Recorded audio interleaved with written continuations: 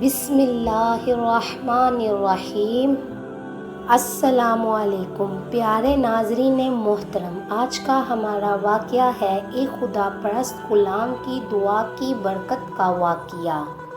حضرت عبداللہ بن مبارک رحمۃ اللہ علیہ فرماتے ہیں کہ ایک مرتبہ مکہ معظمہ میں شدید قحط پڑا۔ لوگ نماز استسقاء کے لیے میدان عرفات میں جمع ہوتے رہے، لیکن کسی طرح قحط کے آثار کم نہ ہوئے۔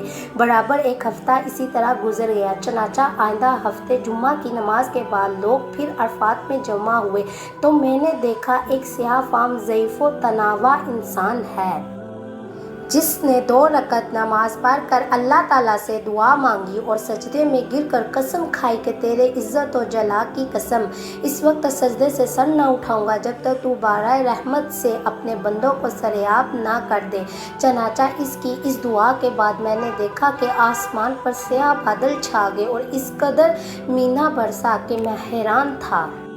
بعد ازاں اس سیاہ فام بندہ خدا نے اپنے رب کی حمد و ثنا بیان کی اور چل دیا۔ میں بھی اس کے پیچھے پیچھے ہو لیا کہ دیکھوں کہ یہ شخص کہاں رہتا ہے۔ جب وہ چلتے چلتے ایسے مکان میں داخل ہوا جہاں ایک بردہ فروش رہتا ہے، یہ دیکھ کر واپس چلا آیا اور صبح کو کچھ روپے لے کر اس بردہ فروش کے مقام پر پہنچا۔ میں نے کہا کہ مجھے ایک غلام خریدنے کی ضرورت ہے۔ میری اس درخواست پر اس سوداگر نے تقریباً 30 غلام مجھے دکھائے۔ ان سب کو دیکھ بھال کر میں نے کہا کہ اس کے علاوہ اور بھی غلام ہیں۔ اس نے جواب دیا کہ ہاں، ایک منور سا غلام اور ہے جو کسی سے بات نہیں کرتا۔ میں نے کہا اسے بھی دکھا دو۔ تو سوداگر اسی غلام کو لے آیا جس کو میں دیکھ چکا تھا کہ اس کی دعا سے اللہ نے بارہ رحمت کی تھی۔ میں نے سوداگر سے دریافت کیا کہ تم نے اس کو کس قیمت پر خریدا ہے؟ سوداگر کہنے لگا خریدا تو ہے میں نے 20 اشرفیوں کا، مگر آپ کو صرف 10 ہی اشرفی کا دے دوں گا۔ یہ سن کر حضرت عبداللہ بن مبارک رحمۃ اللہ علیہ نے فرمایا کہ مجھے اس کی ضرورت نہیں، بلکہ میں تم کو اس کی قیمت میں 27 اشرفیاں زیادہ دوں گا۔ پھر فرمانے لگے کہ بس اس کا سودا کر کے وہ غلام کو ہمراہ لے کر چل آیا تو وہ غلام کہنے لگا اے میرے آقا، آپ نے آخر مجھے کیوں خریدا ہے؟ میں تو کسی بھی خدمت کے قابل نہیں ہوں۔ میں نے عرض کیا کہ میں تم کو اس لیے خریدا ہے کہ میں تمہارا خادم بنوں اور تم میرے مالک۔ میری اس بات پر غلام نے دریافت کیا کیا آپ ایسا کیوں کر رہے ہیں؟ اس پر میں نے عرض کیا کہ میں کل تمہاری کرامت دیکھ چکا ہوں، اللہ نے تمہاری دعا قبول فرمائی اور اپنی رحمت کی بارش کر دی جس کے لیے مخلوق پریشان تھی۔ اس نے دریافت کیا کیا واقعی آپ نے ایسا دیکھا ہے؟ میں نے کہا ہاں۔ اس کے بعد اس نے دریافت کیا کیا آپ مجھے آزاد کرتے ہیں؟ میں نے کہا تو اللہ کے واسطے آزاد ہے۔ کے بعد میں نے ایک غیبی آواز سنی کہ اے بن مبارک، تجھے بشارت ہو، اللہ تعالیٰ نے تیری مغفرت فرما دی۔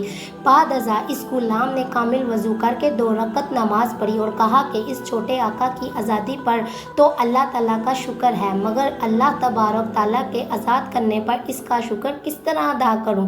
اس کے بعد دوبارہ وضو کر کے اس نے 2 رکعت نماز ادا کی اور دونوں ہاتھ آسمان کی طرف اٹھا کر دعا مانگی، الہی تجھے معلوم ہے کہ میں نے 30 سال تک تیری عبادت کی اور میرے تیرے درمیان عہد تھا کہ تو میرا پردہ فاش نہ کرے گا، مگر اب جب کہ یہ راز کھل گیا تو میری روح قبض کر کے اپنے پاس بلا لے۔ جب دیکھا تو اس کی روح پرواز کر چکی تھی۔ حضرت عبداللہ بن مبارک رحمۃ اللہ علیہ فرماتے ہیں کہ میں نے اس کو معمولی کفن دیا اور نماز پڑھ کر دفن کر دیا۔ پس جب میں سویا تو کیا دیکھتا ہوں، وہ خوبصورت بزرگ عمدہ سا لباس پہنے ہوئے۔ ان میں سے ایک صاحب نے مجھ سے فرمایا اے ابن مبارک، کیا تجھے اللہ سے شرم نہیں آتی؟ اور یہ کہہ کے جب وہ چلے تو میں نے دریافت کیا آپ کون ہیں؟ تو انہوں نے فرمایا کہ میں محمد الرسول اللہ صلی اللہ علیہ وآلہ وسلم ہوں اور میرے پاس حضرت ابراہیم علیہ السلام ہے۔ آخر میں نے دریافت کیا کہ میں نے اللہ سے کس طرح نہیں شرمایا، حالانکہ کثرت سے نماز پڑھتا ہوں۔ پھر انہوں نے ارشاد فرمایا کہ آج اولیاء اللہ میں سے ایک ولی کی وفات ہوئی اور تم نے اس کو اچھا کفن نہیں دیا۔ چنانچہ جب صبح ہوئی تو میں نے اس غلام کی قبر کھلوائی اور کھلوا کر نہایت عمدہ نفیس کفن پہنایا اور دوبارہ نماز جنازہ ادا کر کے دفن کر دیا۔ اللہ تعالیٰ اس پر اپنا رحم فرمائے، آمین۔ باحوالہ حکایتوں کا گلدستہ۔ ہمیں یہ سبق ملتا ہے کہ سچ ہے اللہ تعالیٰ اپنے مطیع اور فرما برداروں کی خود عزت بڑھا دیتا ہے. جو اپنے آپ کو اللہ کے لیے فنا کر دیتا ہے اللہ تعالیٰ دنیا کو خود اس کے آگے جھکا دیتا ہے. دعا ہے کہ اللہ تعالیٰ ہم سب کو بھی نیک بننے کی توفیق عطا فرمائے. آمین. ملتے ہیں اگلی ویڈیو میں، تب تک کے لیے اللہ حافظ.